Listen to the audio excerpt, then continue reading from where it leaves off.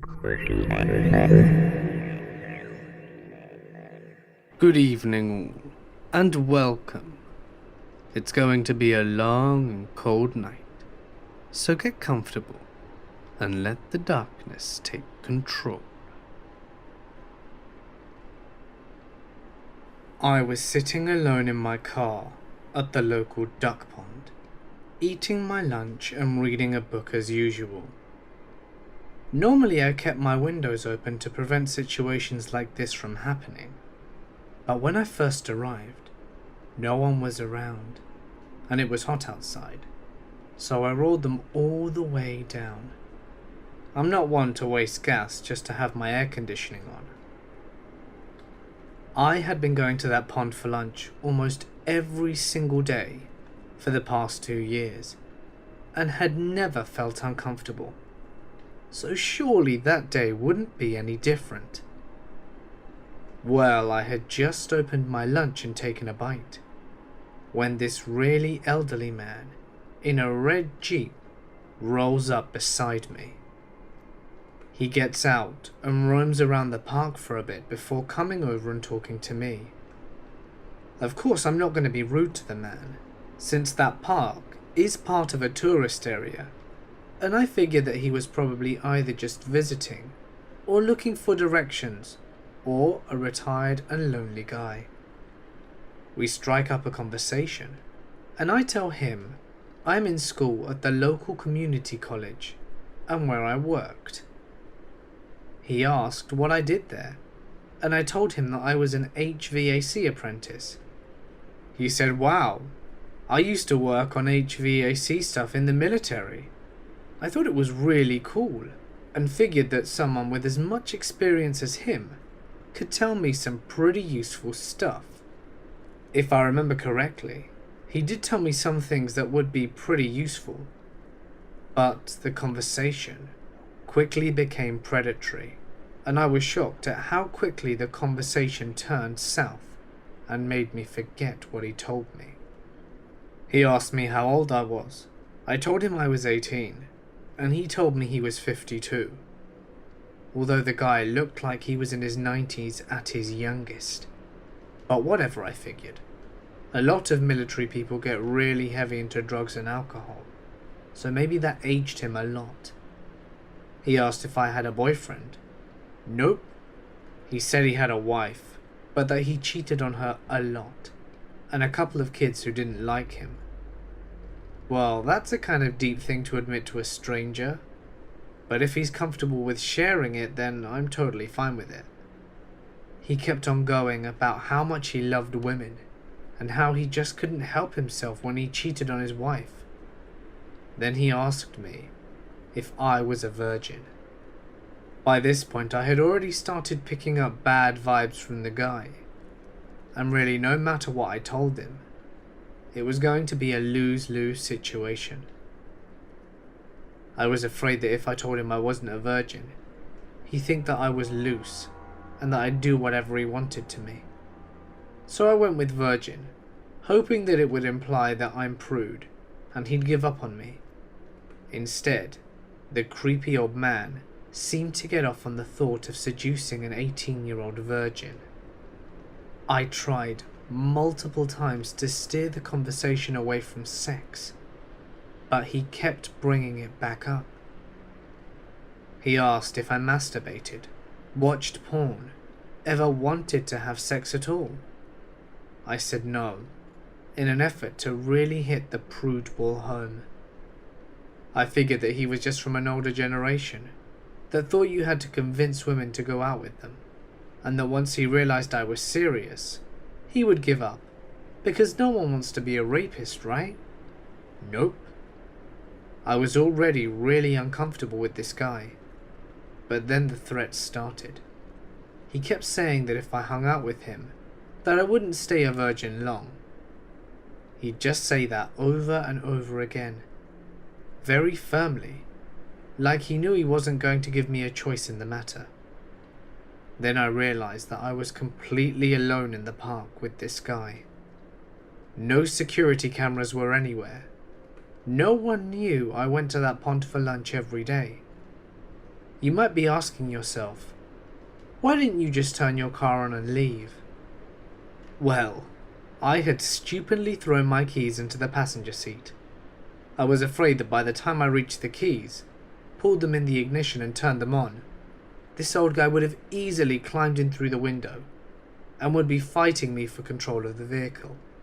I continued on with the polite conversation, pretending to be unaware of his motives and ignorant to any sexual references he made. I just had to wait for the right moment, for him to sneeze, look away, let his guard down, so that I could grab my keys from the passenger seat and get out of there. Luckily for me, a school bus full of children came right when I thought I was going to have to fight this guy tooth and nail to get him to leave me alone. As soon as he saw them arrive, he looked really freaked out, and then disappointed, like he knew that he had just lost his catch. There were too many witnesses now, too many people who might intervene and would most likely secure double jail time for doing so many things whilst being around a bus full of children. He said bye to me in a normal manner and said that he would look out for me again in the park, then hopped into his red Jeep and took off. If worst had come to worst, I think I could have taken the guy in a fight. He may have been ex-military, but he looked like hell, like a strong breeze could just about break his bones. I'm glad I didn't have to fight him though, because I believe it was his intention to go out that day and find someone to rape. He also could have carried a concealed weapon somewhere. Needless to say, I avoided the park for the next month or so, and once I did return, I was really paranoid that I might see him again. Honestly, be careful about how much information you reveal about yourself to strangers. In the course of 45 minutes, I had given this guy enough information to track me down if he had really wanted to. He knew which school I went to, which program I was on and where I worked, my name, my age, my date of birth, and he could have easily written down my number plate. Just remember to be savvy and stay safe. When I was younger, I spent a good portion of my time chatting online to friends and strangers in chat rooms. Whenever I would stay with my friend Chelsea, we would be up all night on AIM and Yahoo Chat. It wasn't unusual for us to get completely random messages on AIM. You could easily type in any random name and location and search for people. So we would even add random people ourselves occasionally to chat. At some point, Chelsea began getting messages from a random guy, NC Guy 991. At the time, I was around 12 years old, making Chelsea roughly around 13 or 14. We both had countless internet friends with random weird people who talked to us constantly. We would even sometimes go to chat rooms and say we were younger than we actually were, to see what kind of freaks were out there. Then we'd call them out on being paedophiles and tell them that we were actually 20. It was something of a game to us. When I saw that Chelsea had been speaking to NC Guy 911, I didn't think much of it. I noticed he messaged her quite a lot, even when we were busy watching the hamster dance and not paying attention to our chat buddies. I ended up asking her about him, and she confessed that she was actually really creeped out by him, and he wouldn't leave her alone. It was unusual for either of us to get creeped out by anyone. We knew what kind of people were out there, and we knew that it was as simple as saying, "Piss off, you disgusting paedophile," to make the person on the other end feel ashamed and back off. However, this guy managed to get into her head. They started talking innocently enough. He randomly messaged her on AIM and said that he was visiting his niece and looking for people to chat to, since he was often home by himself, whilst the family were at work and school. We thought that NC Guy meant nice guy, but it was North Carolina, which is where he was from. We both loved talking to new people, so Chelsea jumped at the chance to speak with him. She was suffering from depression at the time and had very low self-esteem and had been cutting herself. She got talking to the guy so much out of boredom that she ended up confiding in him late at night. After formatting some form of trust and knowing each other's age, Chelsea being 14 and he being 48, the questions began getting more personal. He would ask her if she'd ever had a boyfriend, what bra size she wore, and if she touched herself. Any other time, she would have told a person like this to go kill themselves. I wonder why she hadn't. I added the guy myself so I could find out what was going on with him. It didn't take the guy very long to start with his perverted questions towards me. Unlike Chelsea, I went off on him and told him what he's doing was illegal and disgusting. He would only respond by saying, "Hey, I'm just chatting here. I have a niece your age in school." To which I would respond, "That's unfortunate for your niece. Are you trying to molest her too?" He started telling me that I was a bad little girl and that he was going to punish me. He made me really uncomfortable, but for the most part I laughed it off and told him that he's disgusting. I asked Chelsea why she kept this guy on her list and why she would talk to someone like that for so long. She told me that whilst chatting to him at one point, he told her that he would be on his way to visit his niece. He picked up a 15-year-old prostitute, and he described the encounter in graphic detail and laughed about the girl being in tears, trying to get home. Chelsea was really creeped out by this, almost feeling like the guy had violated her because she was around the same age as that girl. She told him that she didn't want to chat anymore because the stuff he'd been saying was creepy as shit. He got angry with her for telling him that they didn't want to be friends anymore, and he also said that he was going to be punishing her if she refused to chat. I convinced her to stop talking to him completely, and that it was an empty threat. He was just some freak trying to intimidate young girls. She ignored him for about 2 weeks. He tried to message her a couple of times, but not in an obsessive manner. So I guess that's why she didn't go to the extent of blocking him. However, on what was supposed to be the last night staying with his niece, she received a message from him. She said that she assumed it was going to be goodbye, but when she opened the message, it was an image file. It was a pretty large image, so scrolling from bottom to top, all we saw was dead, dry grass and leaves. We were a bit shaken up, thinking it was going to be a dead body he dumped or something. But when we zoomed out, it became clear. It was a picture of her house, from beside a grassy area next to her old swing set. We blocked him and got new screen names, and stopped going into chat rooms after that. We were terrified, but at the same time, we didn't want to get into trouble. So we didn't tell our parents what happened. Chelsea had already gotten into trouble before for telling random strangers that she wanted to kill herself, and the police showed up at her house. She wasn't supposed to be online at all.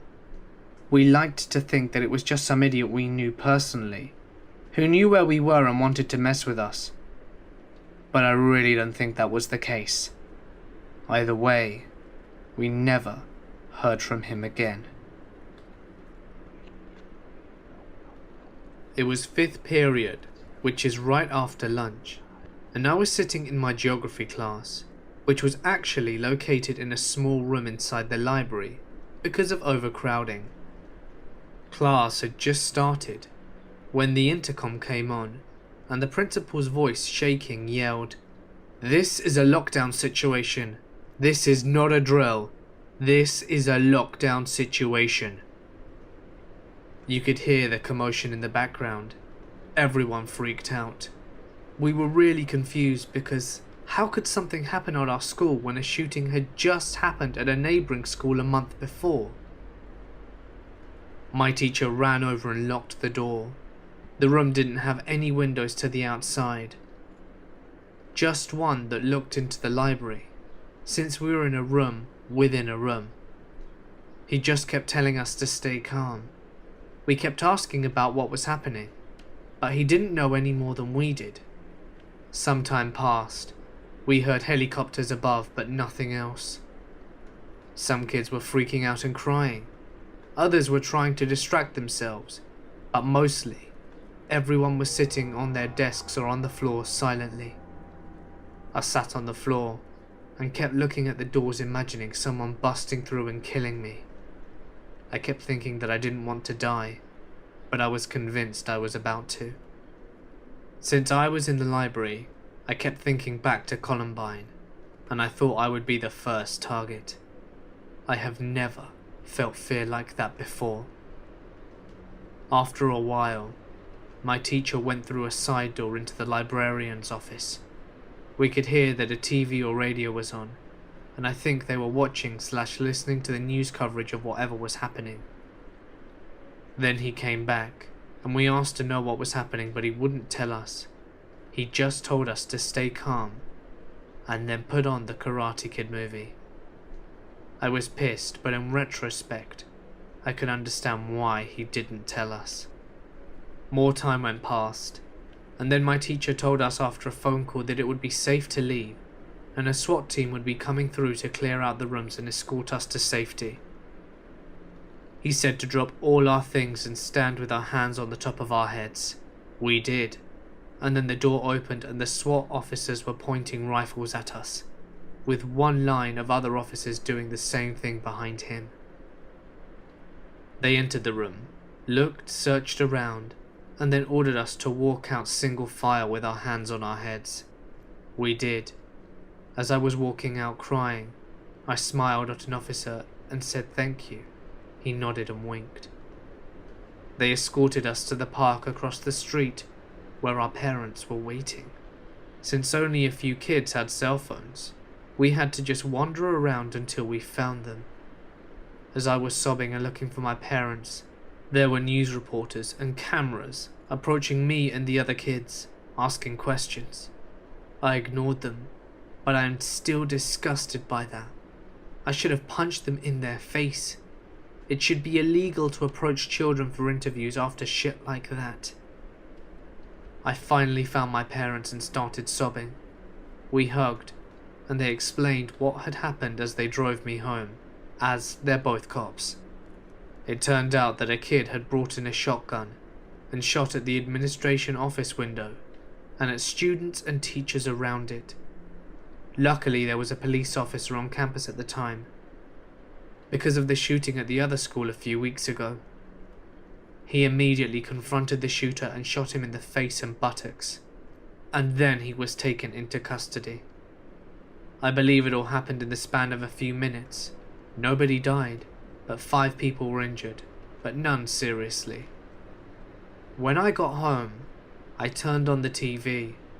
They had identified the shooter. It was a senior I had sat next to in class for an entire semester. We worked on projects together. He was definitely an outcast, and I thought he was kind of weird, but I didn't think he would do something like that. I talked to him a fair amount in class. He did get really angry very quickly over small things, like if he did badly on a test or something. Instead of dropping it, he'd curse and throw his pencil around and act as if it were the end of the world, and not speak to anyone for the rest of the day. Sometimes he would come to class and just look super pissed off and not talk to anyone all day. Other days he'd be really nice to me, and we'd strike up conversations. Looking back, I think he may have had a crush on me. I remember one time correcting his test and signed my name at the bottom. I always dotted my I's with hearts, and he asked, "Is that heart for me?" I laughed and said no. He didn't talk to me for the rest of class that day. He ended up hanging himself in jail before his trial ended. It came out that he had been abused his whole life and had just been rejected from the military before he did the shooting. I had nightmares for years about him killing himself. I cried about it sometimes. I always wondered if there was something that I could have said or done to stop him from doing what he did. I also wondered if he would have come to my class, if he would have shot me or spared me. A lot of people immediately hated him and wished the cop would have killed him on the spot instead of just wounding him.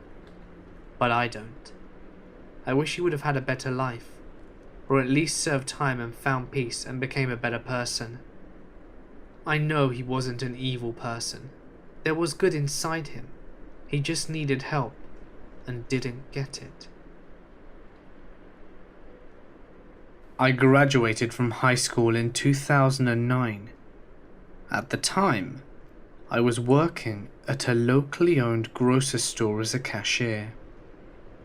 All of the cashiers were girls, and all of the stockers/bag boys were guys.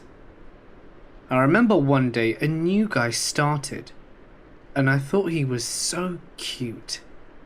I flirted with a lot of the guys, as they were all around my age, and I specifically started paying attention to him.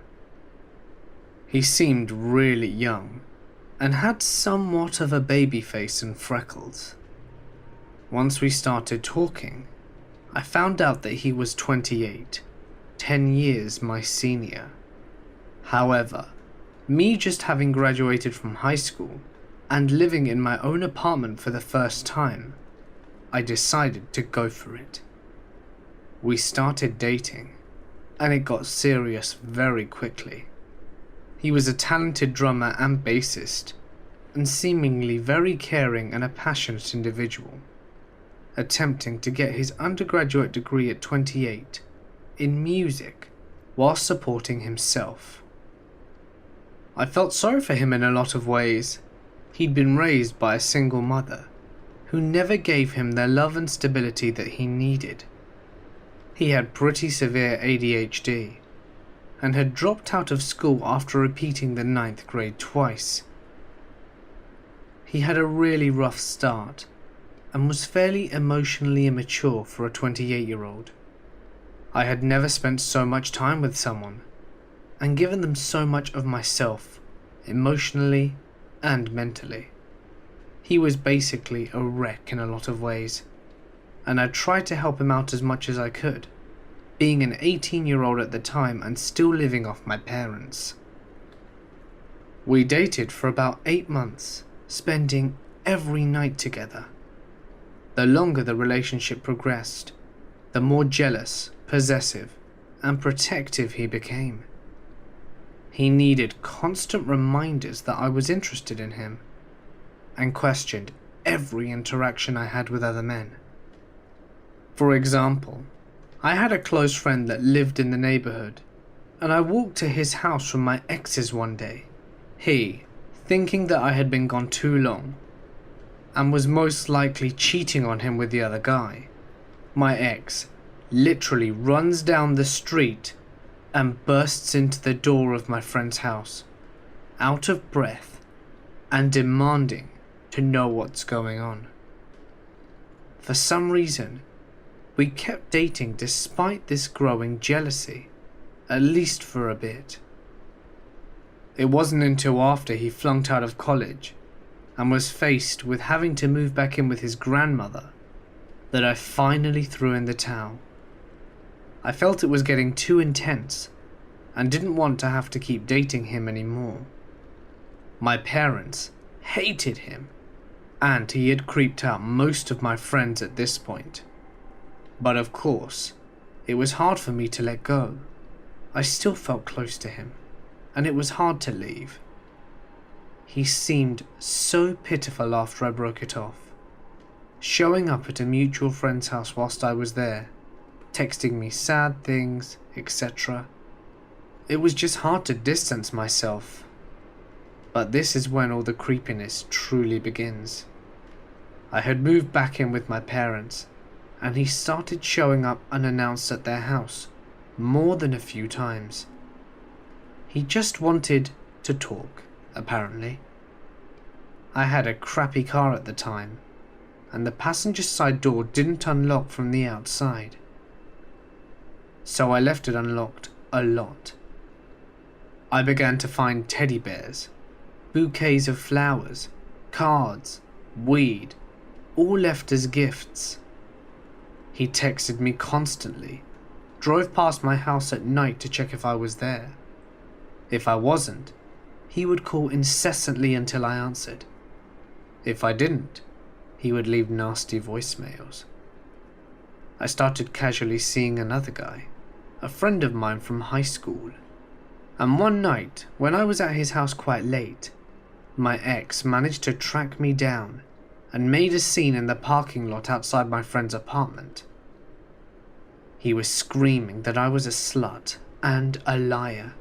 How could I break his heart? My friend's roommate went outside and subdued him, and he eventually went away. A few nights later, I was working at my current job waitressing at a pizza place. My ex came in whilst I was working and started a scene with me in front of everyone, yelling at me and call me names. My managers had to escort him out and told him that he was forever banned from coming into the premises. When I clocked off, I had someone walk out with me, but when I got to my car, he had keyed the shit out of it. There were lines up and down the sides of the car, and he had scratched the word slut into the windshields and rearview mirrors. It was extremely upsetting and embarrassing. Of course, I went home and told my parents about it. My father is a criminal defense lawyer and called up some cop acquaintances of his and asked them to please go speak with my ex. However, due to some technicality, I suppose, there was nothing that they could do except ask him to stay away from me. However, the abusive texts and hateful voicemails did not stop. They got worse. The phone company couldn't block him from sending me messages apparently, and then he hacked my Facebook. It was getting unbearable. Being 19 and stupid, I decided that if he thinks he really loves me, that he'd stop harassing me if I confront him like adults. I go to his grandmother's house and see that she's not there.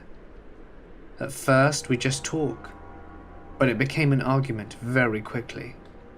He told me that he had cheated on me with a mutual acquaintance whilst we were together, and had contracted herpes, and as a result, given it to me. I slapped him, and he grabbed me by the hair and pulled me to the ground, and proceeded to choke me. I remember pulling his hair as hard as I could, screaming and biting, and finally squirming away and running out the door. He ran after me. I got in my car and locked the door. It was so scary seeing him pull on my car, crying and screaming at me. I tried to get my shit together and pulled away. About 2 weeks later, I got my restraining order against him. It was good for 10 years, but he didn't even show up to the court proceedings. I have seen him still from afar a few times, but thankfully, it is 3 years later, and I haven't heard from him whatsoever. Also, he didn't really give me herpes. I'm just so glad that it's all over now. I am a cosplayer. I'm not famous, but well enough known in my city to be recognized once in a while. A while ago, there was an incident that happened to me where 3 men tried to attack me on a train, and since then, I've rarely taken the train unaccompanied, but sometimes I had to. I'd prefer to be able to drive everywhere, but parking in my city is one of the most expensive in Canada, and I'm a freelance photographer by profession and can't always afford to pay $30 for a couple of hours downtown, so I take the train. My boyfriend had stayed at a friend's the night before and would be meeting me on the other side of town to take me to the photo shoot. I was dressed as Misa Amane from Death Note, and I was taking the train to meet up with the cosplayer who would be Light. I was dressed as Misa, but I was wearing a coat over my outfit and regular shoes, so besides my big false lashes and the hem of my skirt, there was nothing to indicate that I was cosplaying at all. It was around 5:30 AM. We were driving to the next town over for the shoot, so we had to get started early. It was Saturday morning, so most people on the train were those heading home from an overnight shift. I actually really like the early hours, because usually no one gives me a hard time or even speaks to me.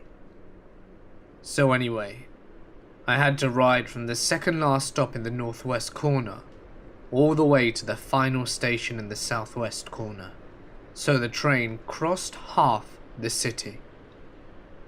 A man got on downtown, 6 stops until I got off. My light had texted me, saying that he was already there. Though there were many empty seats, a man got on, and he chose to sit directly in front of me. "Hey," he said. I hadn't had any coffee, and wasn't up for conversation, so I didn't respond. I pretended not to hear him, and kept scrolling through Facebook. "Hey," he said louder. I glanced up at him. "You're really pretty," he said. I didn't respond verbally. I just nodded slightly to acknowledge that I'd heard him. To be honest, I would consider myself a little pretty. I'm not skinny or even super fit, though I'm not overly heavy anymore. But I do think I have some attractive features. I'm used to people telling me that I'm pretty, especially when I've done a full face of makeup for my photo shoot. "Did you hear me? I said you look really hot." His voice was irritated. "I heard you. Yeah, I'm pretty," I responded. I was feeling irritable because he started to talk to me, and I didn't feel like stating something that were true needed to be thanked. "You're not that pretty. Vain bitches like you should be taught a lesson." I've gotten this reaction before from men, usually online or from catcallers. There's an idea that some people have of you that you're only what they say you are. They don't want women to know that they're beautiful unless a man says they are. I rolled my eyes and went back to looking at my phone. 4 stops left. I knew that after the next stop there would be a long portion through a tunnel. The lights were on in the train, so I wasn't worried about him doing anything scary. I should cut that pretty face. A few other passengers had looked up at this point. The guy was speaking loudly, and I was a little nervous. 3 stops left. A few people got on the train, the last stop downtown. The guy leaned towards me across the train. "I'm going to stab you up when you get off this train." After my last horrifying experience on a train, this made me really nervous. The guy cosplaying as Light didn't have a car, so we'd be walking to the mall 10 minutes away to wait for my boyfriend. Light's not a big guy. He's an inch shorter than me, actually. "Fight me," I said quietly. I don't know why, but I have a tendency to act stupid and tough when I'm afraid. This guy was bigger than me, and he could probably kill me with little difficulty.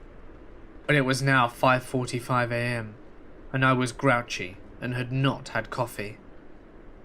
"I'm going to break your neck and cut your face off," he said loudly. We were passing through the tunnel. The train is always very loud in the tunnel, and I don't think any other passengers could hear him. We get out the tunnel and approach the next stop. This is the last one before I have to get off. At the stop, most people get off the train. Besides me and the threatening guy, there are only 2 other people on the train. A big guy with headphones on, and a little old lady. "Back off, man. My boyfriend's waiting for me at the station." I lie. I wish I'd chosen to sit near a door. I'm scared that if I try and get up to call the emergency call button, he'll attack me. "No one would want a fat shit like you. But don't worry, I like them fat." He said this loudly. I'm 150 pounds and 5'6". I'm slightly overweight, but I work out and have healthy eating habits, so my doctor isn't worried. Thistle? I heard someone say it loudly. It was the big guy with headphones. Thistle is the name I use when I'm cosplaying. I thought that was you. What are you doing up so early? He walked over to where I was sitting and sat down next to me. I didn't recognize him, but I realized that he heard what the guy had been saying to me and came to defend me. Just meeting up with my friends. I was trying to keep my voice cheerful. I'm careful to avoid looking at the guy across from us. Oh, nice. I'm just getting off from work. Where are you going? He asks. Next stop, I reply. No kidding, me too. The guy across from us leans back in his seat, though he's still glaring at us. When we get to the next stop, the big guy gets off the train with me. We meet with my friend and walk up to the mall. The creepy guy followed us for a few blocks and then disappeared. I was still afraid, so the guy waited with us until my boyfriend arrived. We ended up giving him a lift home because his stop was actually about 5 further down the line. I don't know if the creep on the train would have actually hurt me, but I'm glad I didn't have to find out. So creep on the train, let's not meet again. And headphones guy, I'll see you at the next convention. In 6th grade, my maths class was located in a first floor classroom, maybe 30 feet from the main entrance to the school. On this particular day, we had a substitute teacher. About halfway through the class, an announcement comes over the PA system. Attention all teachers, please bring your gradebooks to the principal's office immediately. It is apparent that our renter-teacher was confused. My classmates and I look around at each other confused, and we all collectively arrive at, well, what? We were all so confused. So we all did the logical thing, and figured out we should help the substitute teacher find our actual teacher's gradebook, so the sub can take it to the office. Hey, they made an announcement about it and the principal was involved. I'm not going to be that guy that argues. The door to the classroom is open. No one is being quiet. And about half our class is standing, milling around in full view of the first floor windows that look onto our town's one major road. The gradebook, however, still eludes us. We can't find anything on the desk, or anything inside the drawers. We look inside the teacher's closet, but there's really nothing there. So we give up. The substitute, now frazzled, and by our estimation late for her date with the principal, grabs the planner and her notes from the day, and leaves the room, heading towards the office on the other side of the hall. We are a loud buzzing mass of 6th graders in the open-doored classroom closest to the main entrance of the building, and we are now lacking in supervision. At the time the buzzer sounds, all the periods end. We're still confused. Should we leave? I peek out into the hallway and notice that no other classes have been dismissed yet. And then I see her. Our substitute, replete with old lady printed dress, thick trimmed glasses and heels, is positively galloping down the hall towards the room, waving at me frantically to get back inside. Something, it seems, is amiss. Red-faced and panting, having dropped her planner somewhere in the 100-yard dash, she gets back into the room and slams the door shut. With all semblance of secrecy long blown, Substitute Bot 9000 just says, "There is a suspected murderer somewhere within the mile radius of the school. Get away from the windows, we're turning off the lights, all be quiet. This is not a drill." We oblige. An hour of tense and awkward silence later, we're given the all clear. The guy had been picked up by local police and we were out of danger. Needless to say, the lockdown code was revised after that particular incident. So I grew up as a middle-class suburban dweeb. Middle son in a waspy family in a mostly stable home. Like many such children, I was left to my own devices quite a bit. when the first modem made its way into the house, along with AOL, I was hooked on the chat rooms. That was a pretty momentous occasion for me. Let me explain. I was a sexually precarious child. Before my teens, I was already desperate for it, despite not knowing what it actually meant. There wasn't really an outlet for it though, so it mostly meant me spending huge amounts of time alone in the room, thinking abstractly about the topic. When chat rooms became available, I entered the equation, because it gave me a wealth of people to talk about the topic with, and I was basically addicted. I would lurk in sexually explicit chat rooms for hours on end. After years of being a lurker, casually observing the discourse in the chat rooms, I started participating. Being the internet, it was mostly men, but I was crazed, and there was attention. I began to have pretty lucid chats, leading to cybersex. That was the days before the proliferation of digital cameras, or even scanners, so it was strictly text. I went on for a little while. In the generic hookup style chat rooms, I'd cyber with anyone who came my way. When they'd inevitably ask for my location, I'd give a suburb about 30 or 40 minutes away from where I really was. Until one day, I remember very clearly I'd been cybering with one guy in his late teens, only a handful of years older than me. When he asked where I lived, I lied, and returned the question to him. He replied that he lived in the suburb that I actually lived in. I confessed my lie, saying that I'd only lied to keep creepers away, and he commended me for the clever idea. And so it got to be that I'd cyber with this guy every couple of days. He'd ask me about phone sex, but I didn't want to get a call on my parents' line. Our sessions turned into discussions of what we would do if we met up. He said he knew the perfect place we could play in his car, and asked where a safe spot could be so that he could pick me up.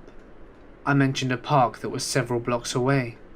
Things continued this way, strictly in the realm of fantasy for a while. Eventually though, I started to lose interest.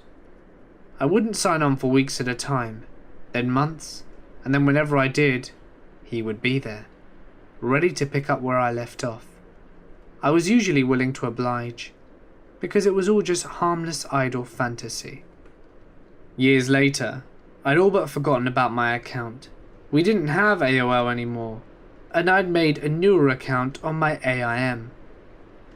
About 5 years after all of this had started, I was moving into my college dorm and setting up my new laptop, when I remembered my old handle and signed back in. It had been years since I'd last signed on. Surely enough, who IMs me first but my old friend? He asks me what I'm up to, and I tell him that I've moved. "Ah, shucks," he replies. "We never did meet up." "Yeah," I said. "Bummer." "It's a shame that date didn't work out." "What date?" I ask. "We were going to meet in Walgreens on your block, but you chickened out." I replied, "Oh, I don't think I remember that." I was racking my brains to recall such an event. There was in fact a Walgreens on my block, but it was relatively new. "We were going to meet in the parking lot, but you drove away before I could talk to you." I assured him he was mistaken, as I hadn't spoken to him since I'd gotten my license. "No man, for real, you were going to meet me in that black Ford Focus with the bike rack and the alien sticker on the back." The room seemed to swim. I felt like I was falling backwards. He correctly identified the car I was driving, but I'd never told him about it, nor mentioned the tiny details, nor sent him a picture that included my face. I'd sure I'd never set anything up. Was he deliberately messing with me? Just trying to let me know that he'd found me? Or had the years since this happened twisted my mind? Had he convinced himself that him stalking me was a meeting we'd arranged?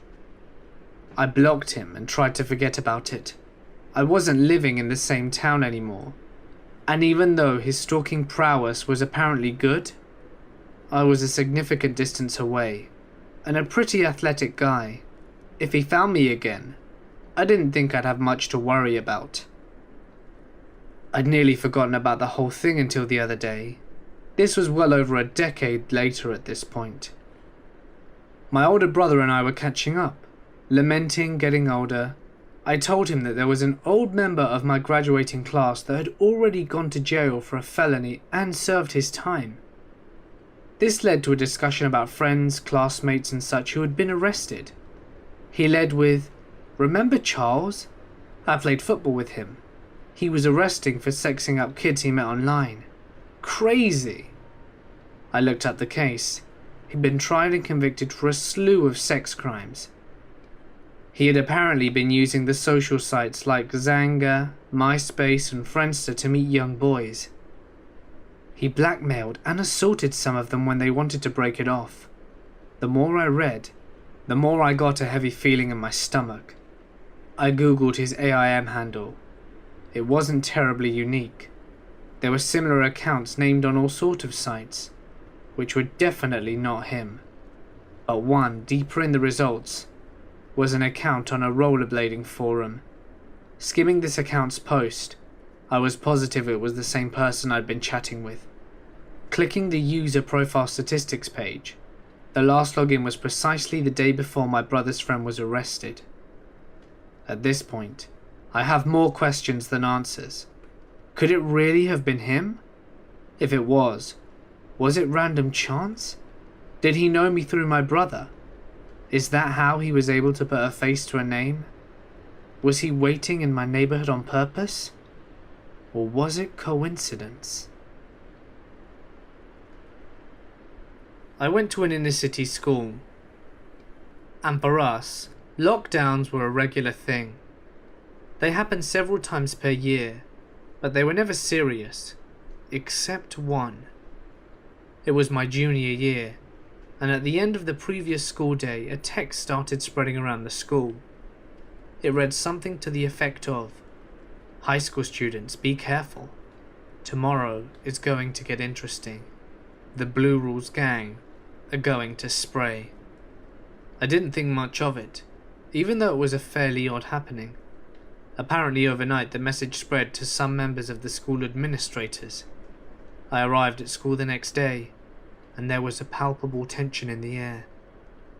I went into my first class as usual, and on my way through, I noticed a few more police officers than I was used to. I arrived to my first class of the day, and the school bell rang. Our teacher began class by alerting us all to the fact that the text message had been copied into a school email and spread to all the teachers and faculty, and that there was a large police presence at and around the school. One kid asked how big it was. The teacher then informed us that there were officers forming a tight perimeter around the school, and that there was an entire SWAT team split between the roof and the lower levels. My first class ended with nothing happening, and I made my way to my second. About 20 to 25 minutes into class, a voice came over the intercom. "Students, listen carefully. The red folder made it back to the front office. Thank you so much for participating." The students and teachers sprang into action. At my school, if something was going wrong in the area and we were on lockdown, the folder was yellow. If the trouble is in the immediate area or on the school grounds, the folder was red. If the problem was in the building, the folder was black. It was our code to keep the intruders guessing or something like that. But the folder was red, and we wondered what the hell was going on. We all gathered in the corner of a dark room on the same side as the door to make sure that we could hardly be seen. People were frantically looking at their smartphones to see if there were any news updates, which of course there were not. We were stuck there for about 2.5 hours, whilst the police had a standoff with the gang members who had showed up at the school. They were all arrested, and then everyone was released. We are so lucky that nothing serious happened, and that we were warned beforehand. So a couple of years ago, I was in a god-awful relationship with a girl who I knew had borderline personality disorder and was a complete immoral bitch. Every morning, I would run a mile from my house to hers and prop my body in the window to her room, then leave when she let me. On one of these return trips, I was running back home on a freezing winter night whilst being on the phone with her. Recently, my family had been showing some serious concern for me, telling me how dangerous the streets were and how many people died. I ignored them, of course, because this girl had me wrapped around her finger. So I'm running. It's dark and freezing. In my ear is a usual blend of insults and arguing. When I hear someone yell, "Hey yo, who's that?" I stopped and turned and saw somebody walking from their driveway, eyeballing me suspiciously. I held my palms in the air as a universal sign for I'm harmless and said, "Nobody," before resuming my jog home. As I cleared the street, I heard the same man, this time more hostile. "Come here!" I ignored him, figuring he was just going to mug me, wasting both of our time as I was broke. He kept calling me, pursuing me through several streets until he changed his yell. Again I ignored him, but I stopped because I was out of breath from running in the cold. Then I heard 2 loud bangs from behind me. I never believed anyone when they said that the world slows down if you're frightened or worked up enough, but I found this to be true immediately. My brain jumped to attention as I put together what just happened. I felt a dull sting on my hip and smelt something I only remembered smelling from when being near sparklers or near fireworks. I screamed "holy shit" at the top of my lungs before desperately sprinting faster than I've ever moved in my entire life. I tripped over some construction debris, but somehow managed to roll or scramble straight into another sprint as I heard bang after bang erupt behind me. My phone flew out of my hand and down the street at some point. I saw a police car and desperately waved my hands and screeched "help me" as loud as my lungs allowed, only to watch them take off after a van that fled the gunshots when I did. I got home and saw a line scooped out of my hip and realized that I'd have died if I'd have moved an inch differently. I never found out why somebody felt the need to empty their gun in an attempt to kill some poor bastard in a really messed up relationship. But I learned a thing or two from that night. I dumped her shortly after. I don't like to tell people about my life and the things I've experienced because I have anxiety, especially related to interacting with other people. I've only told this to a few people outside my immediate family, and I've only recently just started talking about it. I wish I'd told someone sooner, as I discovered a co-worker encountered these men as well, but talking about it now does seem therapeutic. Anyway, this is my story. I worked downtown, standard 8 AM to 5 PM work shift. Once in a while I worked overtime, but not often, and not on the day that this happened. It was just a couple of minutes after 5 PM when I left work. It's just a few blocks from my office building to the train station.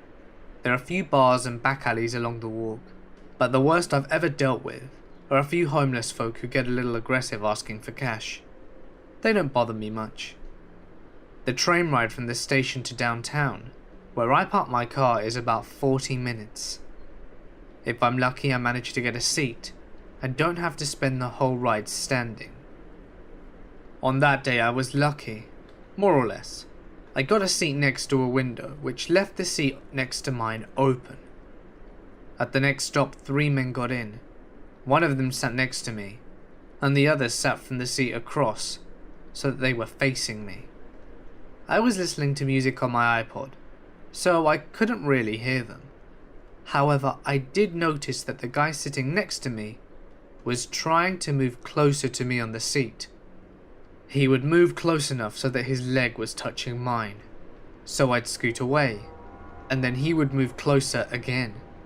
Eventually I was pressed right against the window, and had no doubt that he had more than a few inches of free space on his side. I was wearing sunglasses, and could surreptitiously glance at them. I'd noticed that they would occasionally say something, and then look at me. It was incredibly creepy and uncomfortable.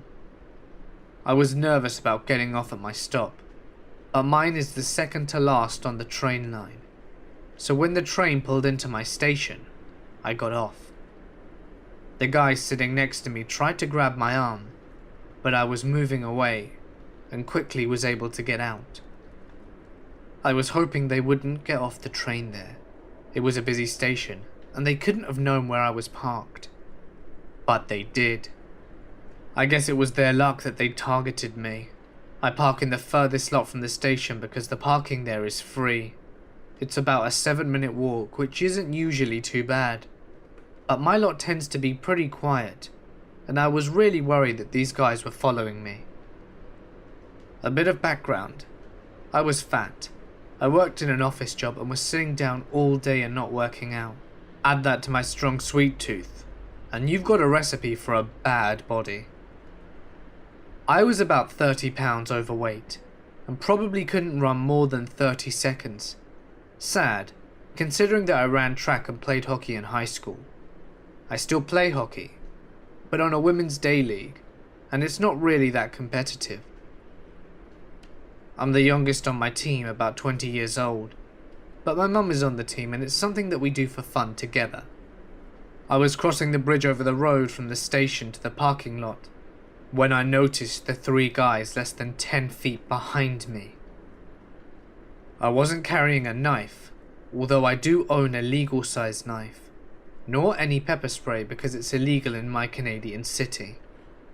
I know a little bit about personal protection though, a required class for girls at my private high school that I attended in my youth. So I put my house key between my fingers if I needed to hit someone with it, because it would hurt them at least a little bit. The guys followed me across the main lot. They didn't hide the fact that they were there, and the more nervous I was, the louder they laughed. I managed to get across the road between the lots before they got to the road. They had to wait for a couple of cars to pass before they could cross. I was almost halfway across the lot when they crossed the road, and I started to run. I could hear their feet pounding the pavement behind me. I used my clicker to unlock the car when I was close, and I wrenched the door open. I'm so glad that there was no one parked next to me. I had barely closed my door and slammed the lock when the guy reached for my car. They were banging on the window and yelling, jeering. I'd never been so afraid in my life. I was worried they'd break the window and get in. There was a guy in the back, banging the back of my hatchback, so I couldn't reverse out my spot without running him over. I should have, but I was afraid and not thinking. I was screaming, but no one was around to hear me. I don't know what they wanted, but I knew it wasn't anything good. I wished I had the screamer my mum had given me for protection, but it needed a new battery, so I didn't bring it along with me. That thought, the one about the screamer, made me realize I had something even better. When you're being assaulted, you're not supposed to scream for help. No one wants to help you. You scream fire, because everyone wants to watch the blaze. So I turned on my car alarm. It was incredibly loud in my car. So loud I thought I would go deaf, but it got the reaction I wanted. The guy started backing off. I saw people walking into the lot, looking into the direction of my car. People could see what was going on. The guys took off back towards the train station, and I drove home crying.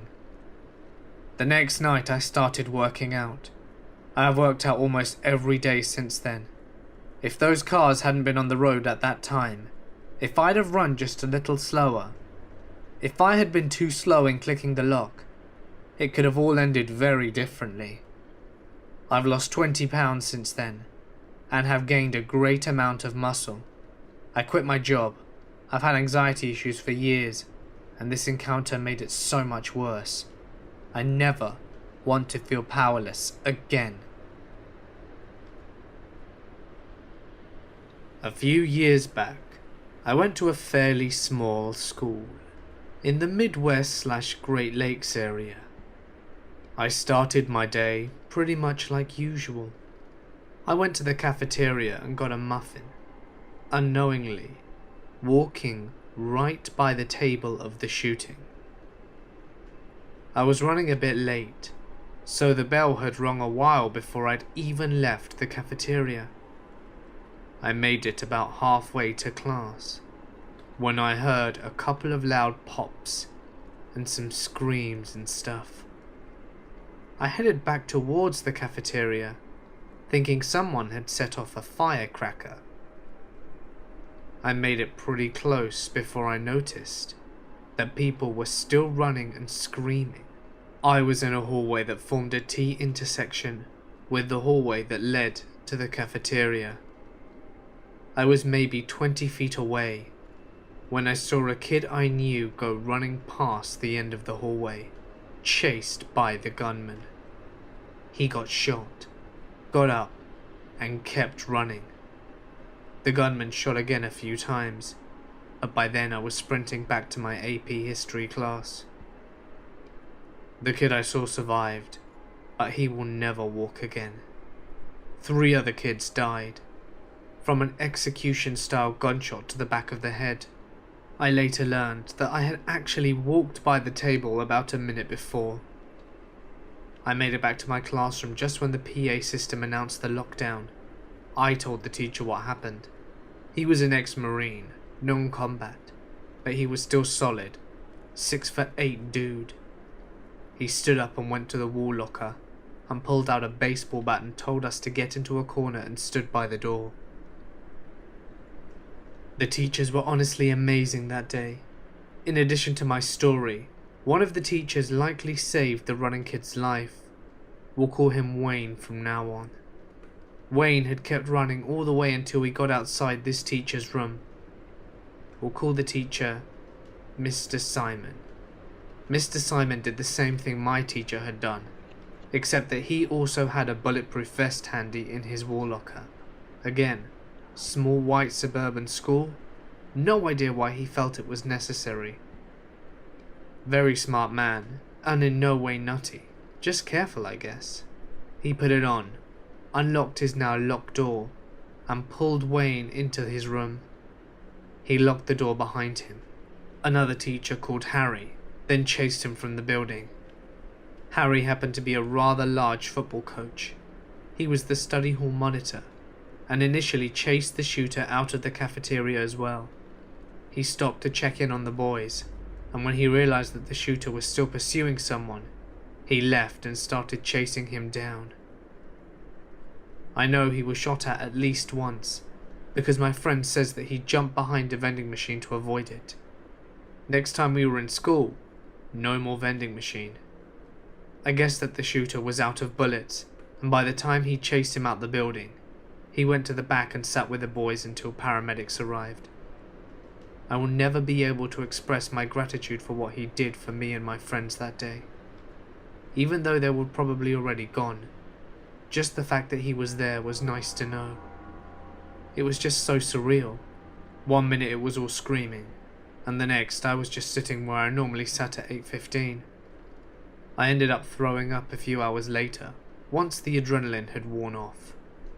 Since then, I've had problems with both opiates and sleeping aids, though I managed to kick both of these habits before college. I still have flashbacks from time to time, and some nightmares, but at least I can sleep. It only gets bad around the anniversary, and sometimes when I see other shootouts in the news. Sandy Hooks was a rough time for a lot of my former classmates. I still never sit with my back to the door unless I absolutely have to. I still jump at the sound of gunshots and cars that backfire every once in a while. I am relatively lucky. I was really only close with one of the guys that was killed, and I spoke a fair bit to the other two. It absolutely destroyed some people I know. Heroin and pills have already killed one, and I see it slowly destroying another every time I check my Twitter feed. Other friends still have trouble sleeping, and I still get semi-regular calls just to talk about PTSD. It's terrible. I still hate being home from college. I don't think I really get out of my funk until I'm out of town. The worst was probably the fact that we were officially back in school by Friday, when the shooting was on the Monday. Just being back in the building was poison. We didn't get shit done for at least a month. Even the kids who were not directly affected. I don't know who was responsible for that decision, but I would punch them in the face if I had a chance. My mother once told me this. In the early 90s, she worked second shift at a plant. The shift ended at midnight, and quite a few of them would go hang out at the local Waffle House afterwards. This particular night, she had hung around the diner until about 2 a.m, and she decided to swing by the post office and check her mail before heading home. We live in a then rural southern town in the US, and there is less than zero traffic at that time of night, and the post office is fairly secluded. She pulls into the parking lot, and under the streetlight could make out a very old car. Someone is sitting in the car, but this is a small town in America, so she doesn't think anything of it. She retrieves her mail and walks outside sorting it through. Just as she's about to get into her car, she hears a voice, deceptively weak. It was quiet but carried far. "Excuse me, dearie. Could you help an old lady?" She hesitated. It was a small rural town where nothing ever happened. But something about the situation just didn't feel right. She could see a person in the car, a tall, thin person, wearing an old 40s era dress that hung loose on the frame, a pillbox hat, complete with a veil that hid the face, which was further obscured in shadows. The hands were covered in gloves.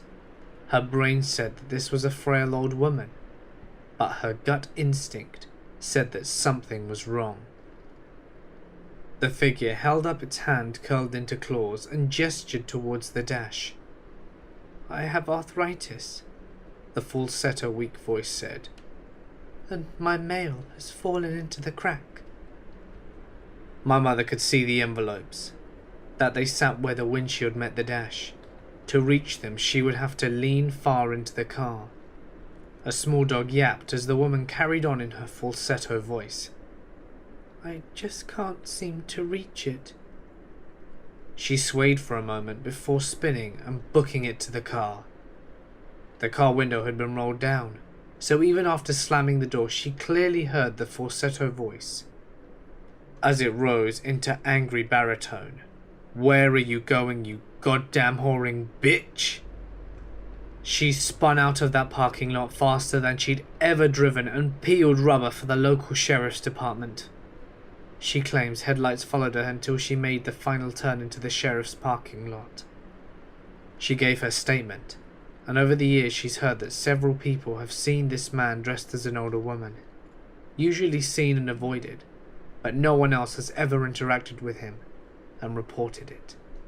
Perhaps none of those survived. When I was 19, I was in a serious relationship with a biker. He was twice my age, and I was completely naive to the realities of 1%er biker life. I saw a big, haggard guy who could protect me and toss me over his shoulder as if I were a doll. I was just misunderstood and wanted a family to belong to. I won't bore you with all the details, but one night I became acutely aware that he had participated in a murder earlier that night. I learned this whilst in his arms in bed with him, in the middle of the night, with no way to leave. The full extent to how over my head I was finally hit me. I spent the rest of the night lying awake in panic, trying to figure out how to end things without being fed to the clubhouse lion. Oh yes, they had a lion. I managed to get out okay, but in a bizarre twist of fate, that boyfriend was later killed in what would be Ontario's largest mass murder, known as the Shedden Massacre. This happened in 2014. I'm a senior in high school and would be graduating this year. I remember feeling dreadful and not wanting to go to school because somehow I knew something bad was going to happen.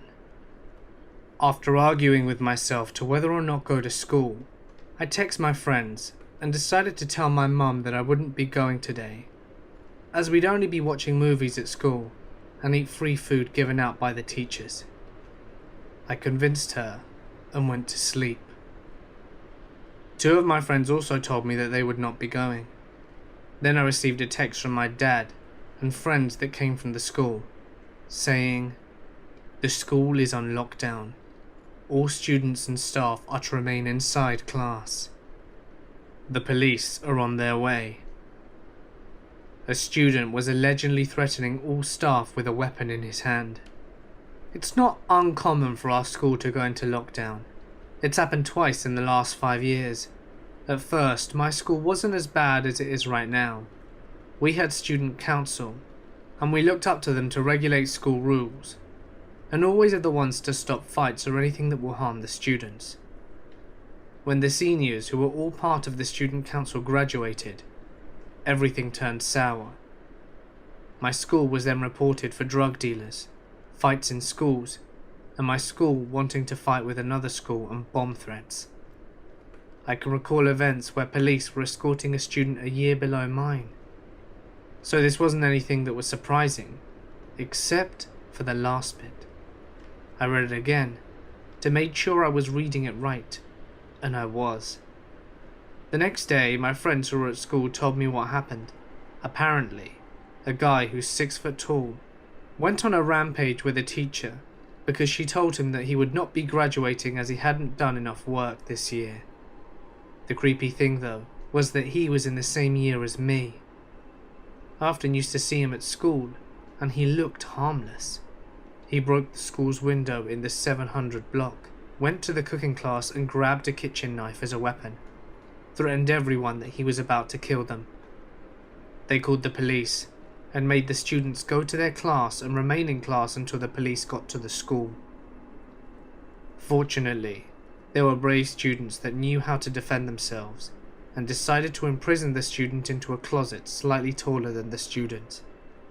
Someone managed to kick the knife out of his hand and pushed him into a closet and locked it until the police arrived. I don't know what happened after that.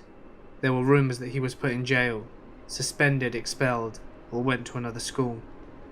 It was a good thing that I wasn't there. Many times my instinct has saved me from danger, and this is one of those times that I am grateful. When I was 17, I was always in Yahoo chat rooms. I was always chatting with people in the local Seattle rooms. Well, this one guy and I chatted a lot and decided to meet. We met at a Herfy's for lunch, and when he showed up it was obvious the guy had lied about everything. The age, what he looked like. The guy even admitted that he lied about having a job. And he shows up to Herfy's on the bus. So we eat and I say it was nice and then I have to go. As I walk away, this guy starts following me. I walked to a burger joint because I didn't live very far, and I didn't want this guy to follow me home. My mum was a flight attendant and was out of town. My mum had about a week left until her days off from flying, so I really didn't want this weirdo knowing where I lived. I started telling the guy I had some appointment to take care of to try and shake him off from following me, but he insisted it was okay and would go with me for the company. Not knowing what else to do, I stopped at a bus stop and waited for the bus to downtown Seattle. He stopped too, and got on the bus with me. The whole ride he kept trying to talk to me, asking me all sorts of questions. I would answer with the bare minimum, and fill in with lies because I didn't want him to know anything about me now. At one point he tried putting his arm around me and I just leaned away. So he tried putting his hand on my thigh, and I told him I didn't know him well enough for him to touch me. I felt sick to my stomach the whole bus ride, trying to rack my brain with what the hell I do once I got downtown. Once downtown, I walked over to the building where my best friend's mother worked. Since I knew the layout of the building, I could play it off. I told him I had to use the restroom. I asked the woman at the cafe if I could use the restroom, and she agreed. So there's a service delivery door outside that leads to this hallway, and this hallway has doors that lead to all the different shops and a service elevator to take things/merchandise to the other shops on the other levels. So I exited the cafe through the back door and into the hallway, and left the building out the door next to the docking bay. I took this as my chance to make my way to a bus stop to go home. I was going to take the express bus, and just get off at the airport instead of the other bus that takes forever. Well, as I make my way to the bus stop, I see the guy in the cafe still waiting for me. I managed to make it onto the bus, and never saw the guy again. However, a few nights later I was on Yahoo Chat again, when someone messaged me, and I told him I wanted to see a picture to know who I was talking to. He sent one. I see the picture and instantly pick up the phone and call one of my friends. The friend I call, his mum and aunt were really good friends with my mum and aunt, and our grandmother had been close friends too, back in Eastern Washington before either of us were born. So he answered and I started talking to him. "Hey, are you on Yahoo Chat right now?" "No, why?" "Someone is trying to talk to me and they gave me a picture of you claiming it was them." Well, I go back to talking to the guy online, and he admits that it's not a picture of him. He admits who he is, and he said that he felt we had a great connection, but lost me when we went downtown. He started to profess his love to me and everything. I cussed at the guy, and told him I lost him on purpose. Then I changed my Yahoo name, and never met anyone from Yahoo chat room in person ever again. Creepy, intelligent, clingy guy, please, let's never meet again. I was in my American history class at the time when the shooting happened. The shooting took place in the main office of the school, and my class was to the far left of the school. It was during lunch hour, but my class had already came back off lunch. At the time of the shooting, I had earbuds in, because we were working on a project for class. My friend bumped me, and told me that we were in code red, and we had to do the procedural stuff. Lights off, no one in sight of the windows or the door, and everyone sitting on the ground. No one talking and no cell phones.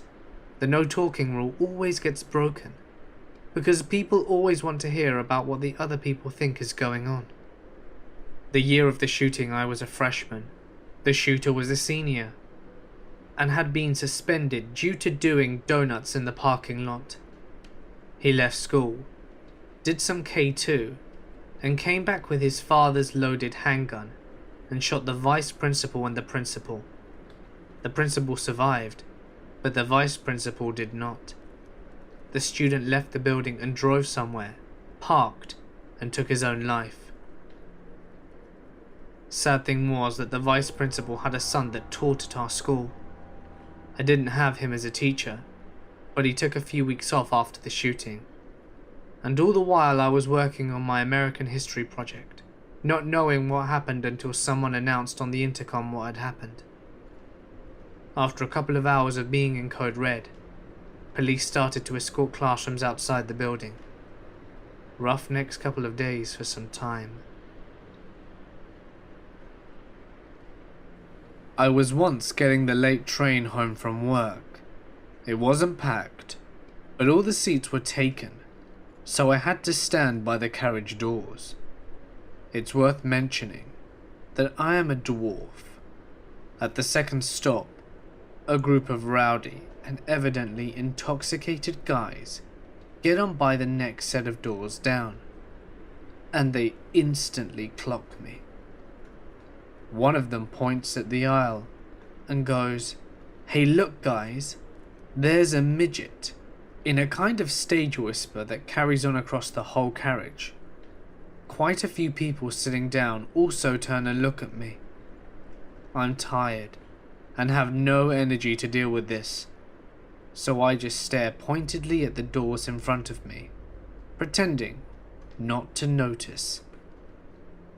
"Hey pal," I see them waving to me from the corner of my eye, and I reluctantly turn to acknowledge them. "Come here.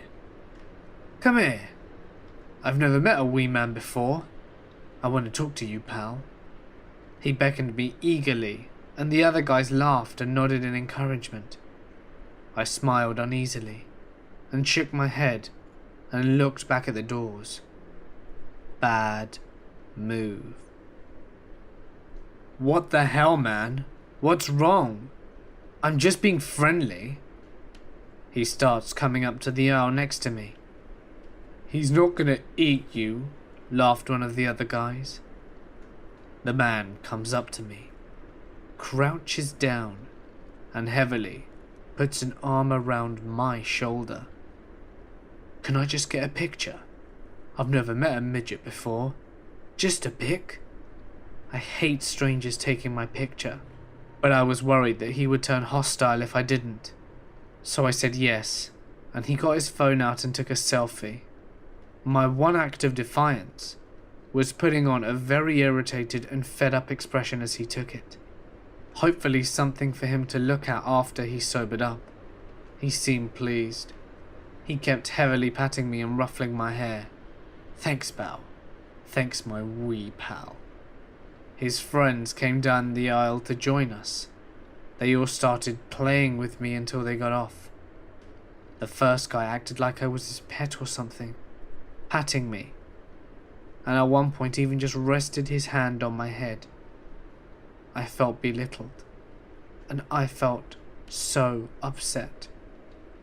I just remained passive though. I didn't want to get confrontational, so I just did what I had to do to keep them happy. I think it's hard for people who are tall to understand just how someone feels when they're belittled and there's absolutely nothing they can do about it. I was so relieved when they finally got off the train. If I hadn't have played along in the end, I'm sure this story would have turned out rather differently. I'm a karaoke DJ. I usually get home between 2 and 3 a.m.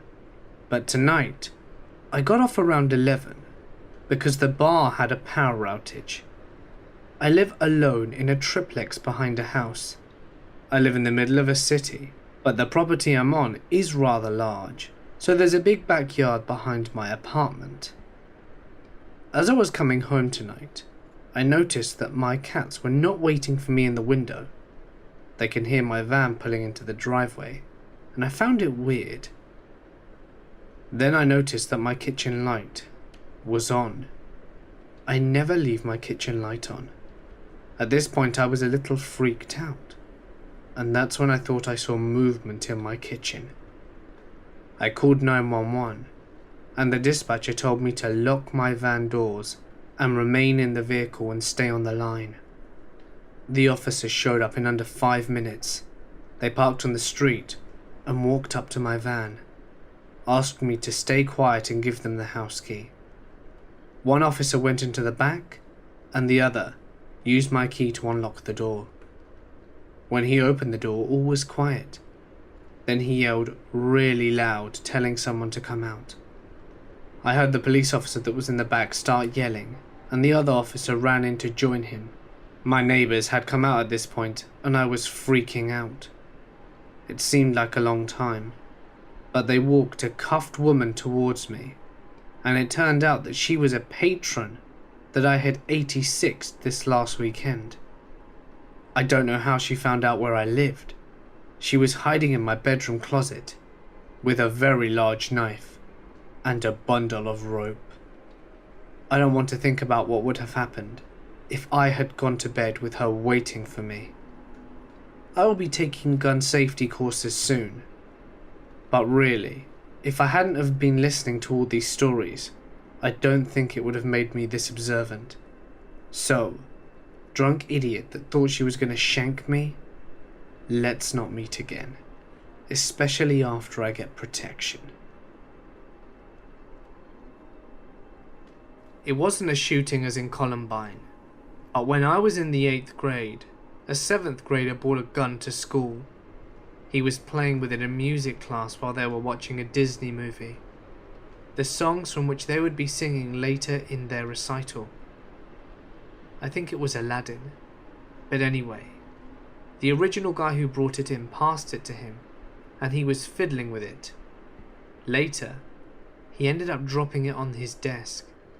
It went off and struck and killed the little boy sitting directly in front of him.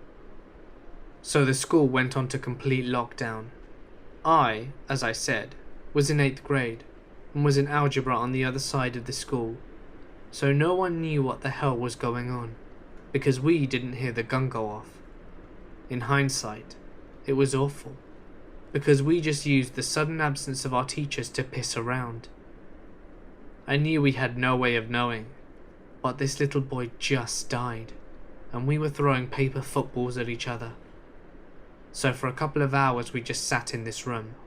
Our teacher, who was normally this super chill, mild-mannered guy, had been all, "No one leaves this room or there will be hell to pay," or something like that. So we didn't. I didn't think we even left to use the bathroom. There was one kid who was coming back from a dentist appointment. I don't envy him. The sight of all the police and the tape in the ambulance. I'm sure there was a lot of palpable horror going on. He was not allowed back in school that day. The families of the shooter and the victims were close, and I believe they were even neighbours. A lot of us went to his funeral. He was so tiny. It was heartbreaking.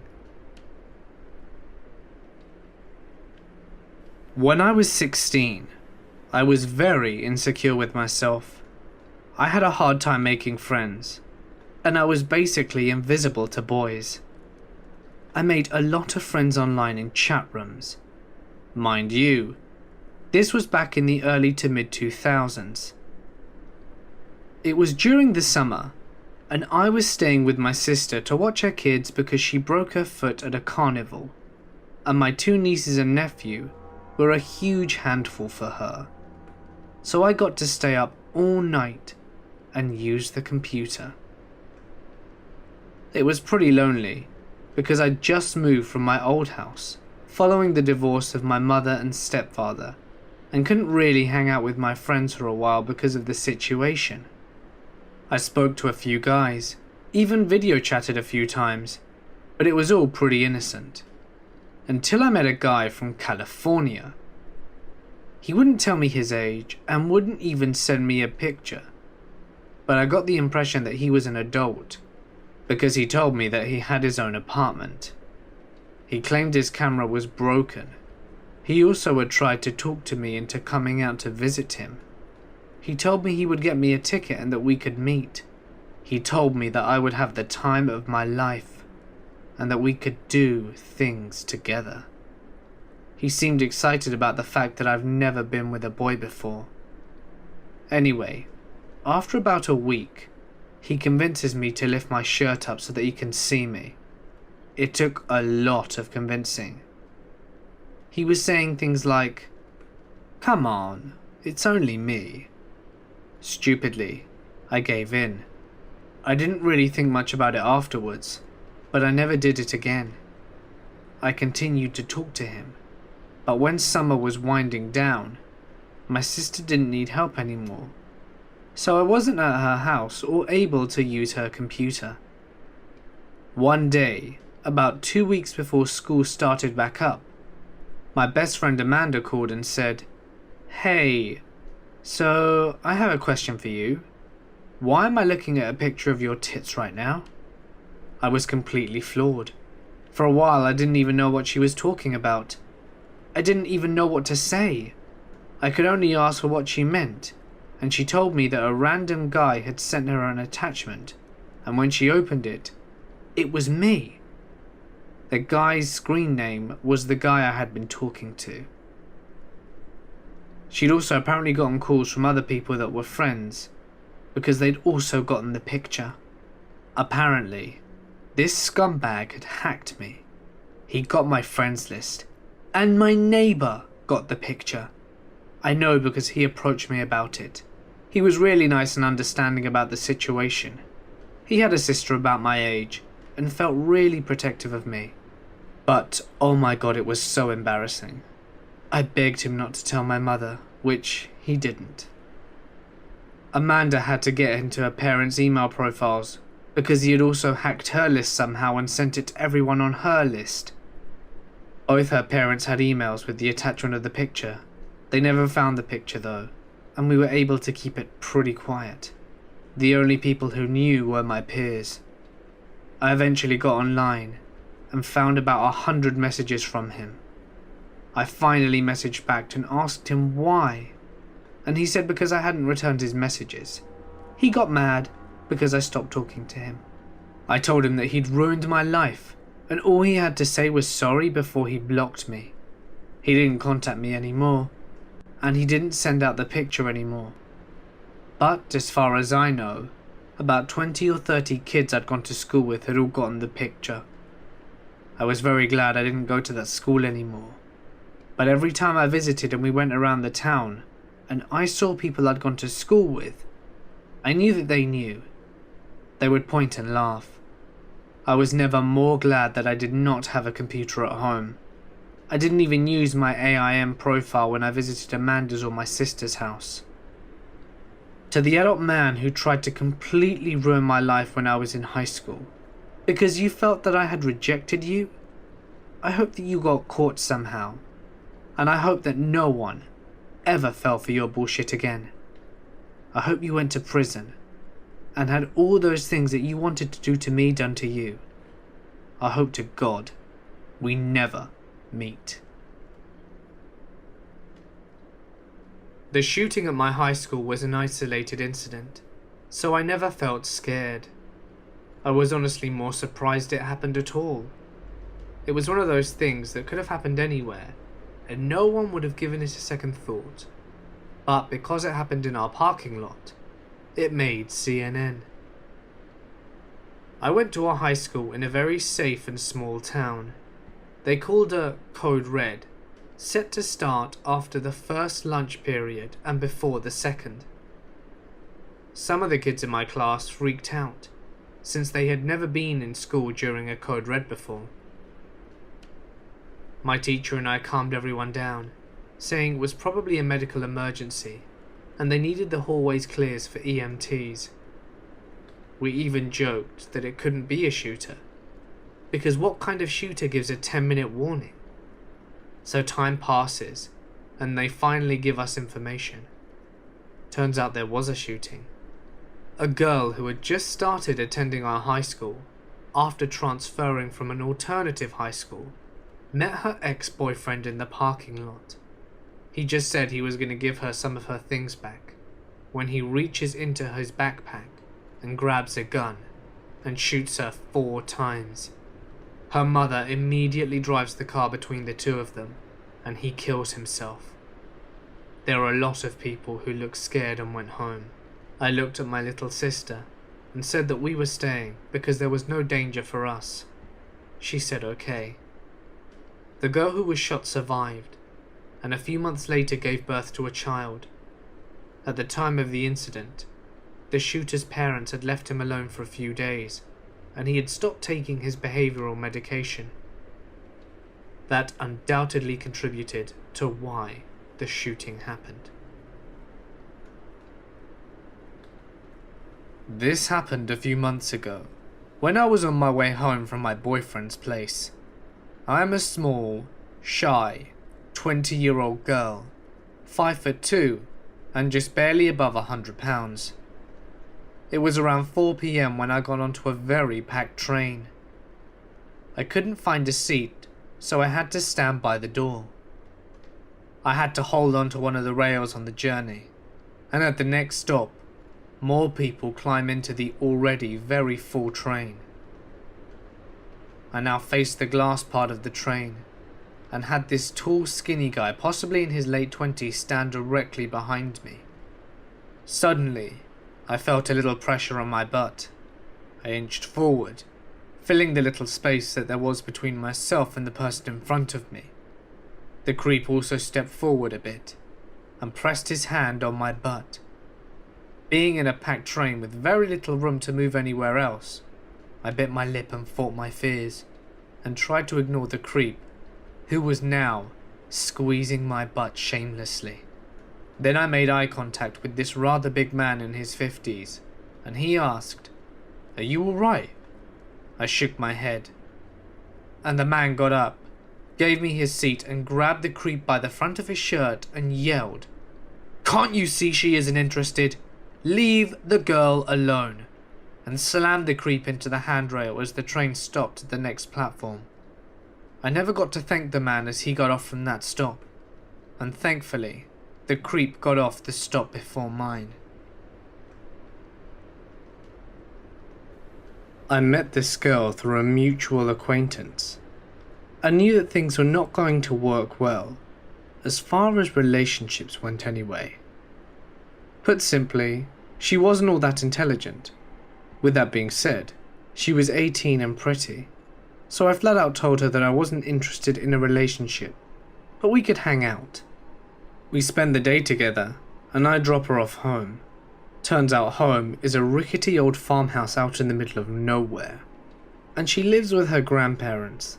Okay, fine and dandy, but right when I'm about to say goodnight, she unbuckles her seatbelt and basically throws herself across the car and starts making out with me. I already made it clear that I didn't want a relationship, but hey, cute girl makes out with me, what can I do? So we're kissing, groping, and things are getting hot and heavy. When we're done, I barely zip myself up, and 3 seconds later, her grandfather walks out of nowhere and basically teleports up to my driver's side door. "Well, you must be Andy," he says. Yeah, I stammer, shaking his hand awkwardly. I have no clue how he knew my name. Probably the girl told him. I awkwardly walk her to the door, with the grandfather in tow, and headed back to my car and left. Then came the creepy part. A night later, I'm sitting at home playing some piano when my phone goes off. It's a text from a number I don't recognize, but I soon see who it was. It read, "I watched you and my granddaughter. Do you think that's appropriate?" I didn't respond. 2 days later, I get another text. "Sandra baked you a cake. You should come over." I didn't respond. Later that day, I get a text from the girl. "My grandfather really wants to hang out with you." I never responded to the girl or her grandfather, and about 2 months later, I get one more out of the blue from him. "Going hunting. You should come." Come, spelt C-U-M. That's how he spelt it, and now I have a new phone number. Back when I was in first year, I was sitting in maths class, third last period of the day. About 15 minutes into the class though, bang! We were jolted out of our maths-induced comas by the sound. The classroom was situated on the top of an old staircase, which amplified the sound, which also happened to have emanated just from the bottom of the staircase in an adjoining hallway.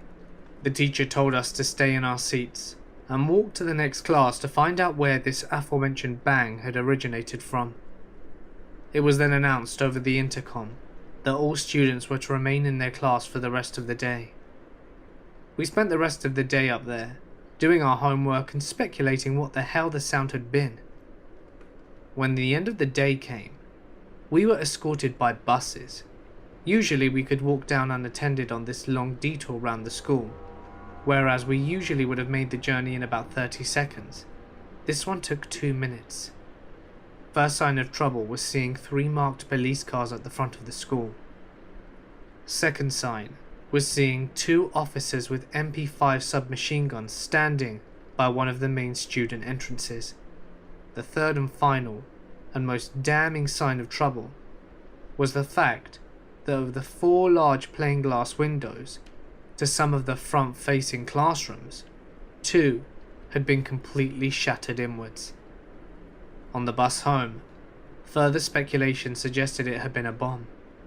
Others said it was a massive firework of some kind. Some of my friends had been closer to the source of the explosion and said that one of the teachers had a breakdown later on.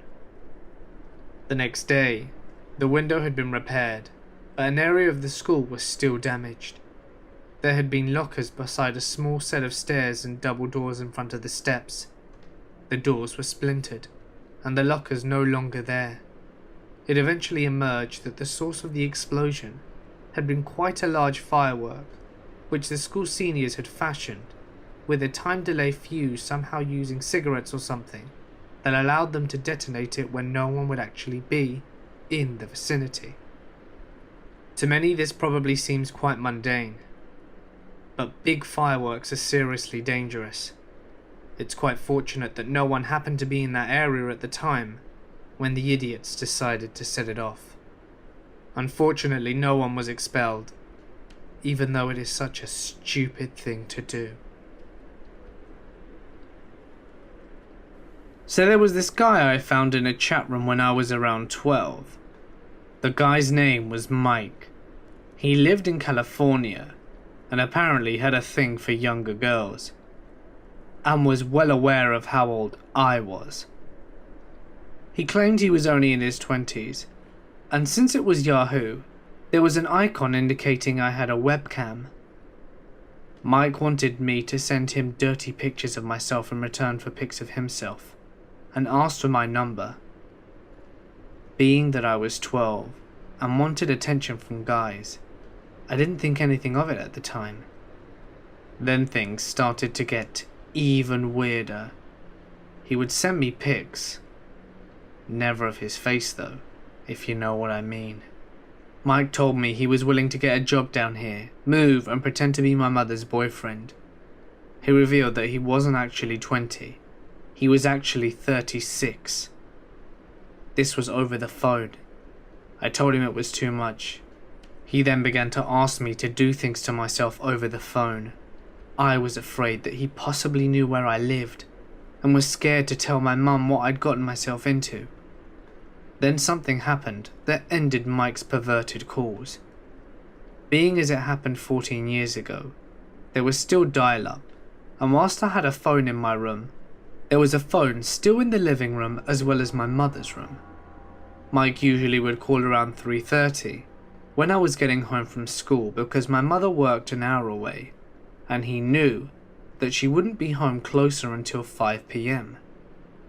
Well, he called and I answered, and my mum ended up coming home early and needed to use the phone. I did not tell her I was already on it, so she picked up the phone and heard the things that he was saying to me, and she said, "Excuse me, who is this? Do you realise that the girl you are talking to is only 12? He hung up and never called back. Mike, I hope no one else had to deal with your sick behind, and I hope we never meet in real life. My great-uncle John came from Ukraine to visit us in Canada. He had a lot of stories, but this is the one that stood out for me the most. John was travelling by train from his village to another to visit his family. He had to change trains at one point and was dropped off to what amounted to a hut in the middle of nowhere next to a platform.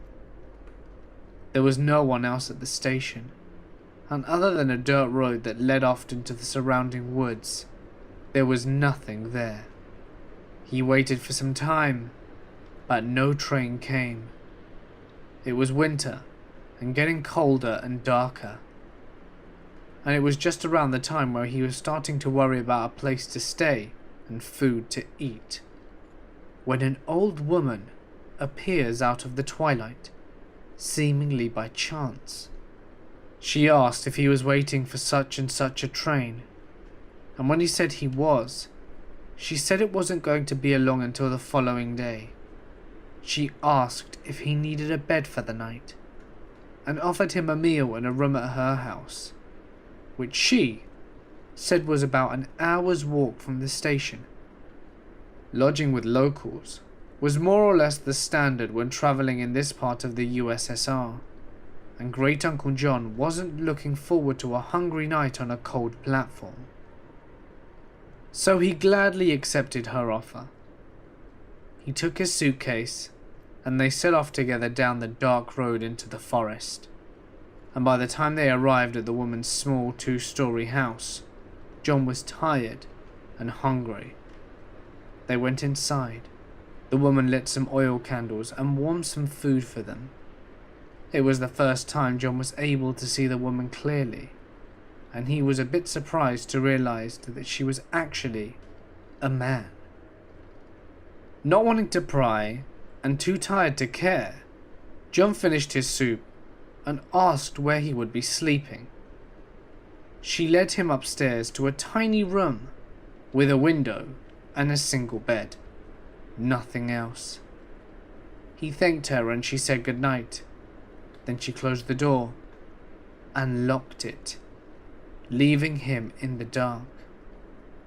Somewhat creeped out by this, John called out to her, but she didn't answer and he heard nothing. Figuring he would deal with it in the morning, and that she probably did it by mistake, John set his suitcase down and laid on the bed, deciding to make the best of it and get some sleep.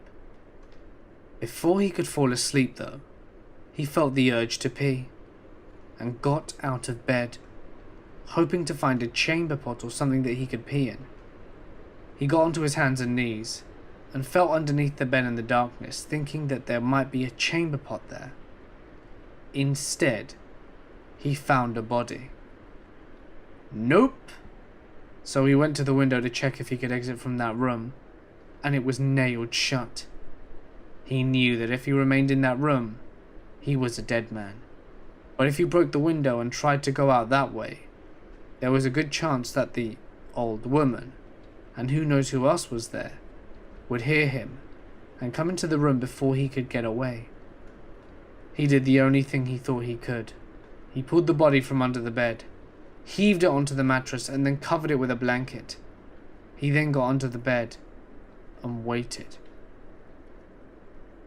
Sure enough, about an hour later, he heard footsteps coming slowly up the stairs and then towards the room. The lock clicks and the knob slowly unturns. In the gloom, John saw someone move towards the bed.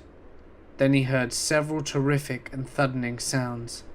The person had bashed the body into the bed with a large crowbar, which then had dropped to the floor in front of John. There was silence. Then the person went out the room, and the door was shut again.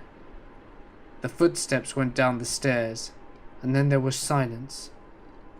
John moved out from under the bed, took the crowbar and was able to slowly pry the windows open. He didn't say, but I imagine that he was shitting bricks the entire time.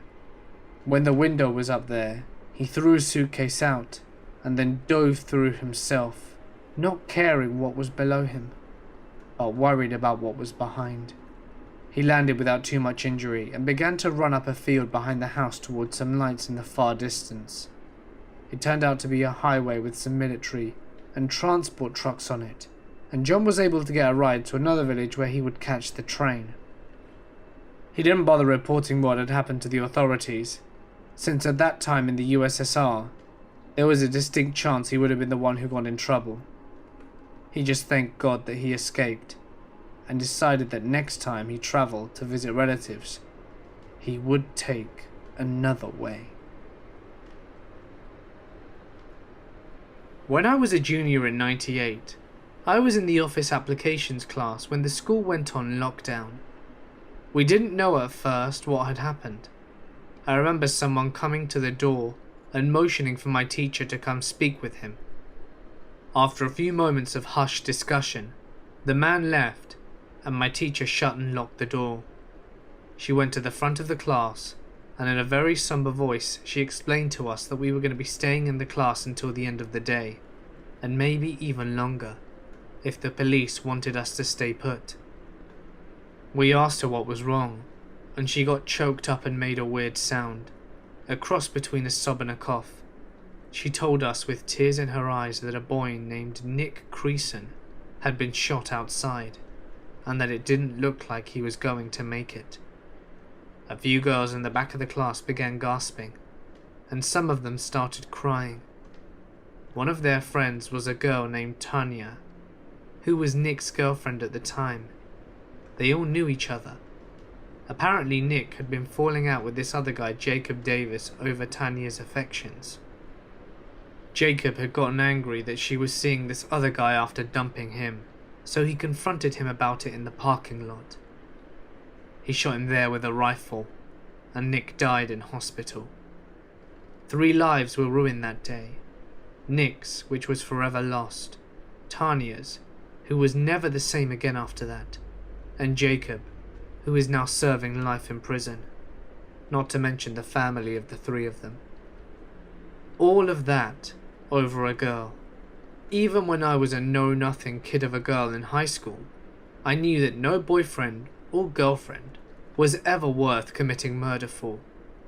But I'd never had to walk in anyone else's shoes, so I don't know what goes on in the minds of those angry people. I just wish it had never happened.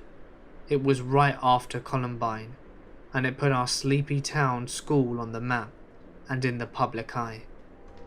It's selfish and strange of me, but I'm glad I didn't personally know any of the people involved.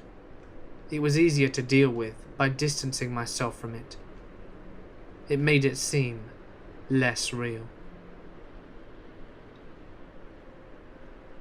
I had been drinking beers and was getting too drunk for my taste.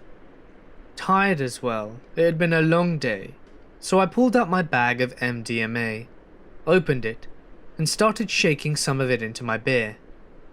When my friend looks at me and says, "But that's MDMA."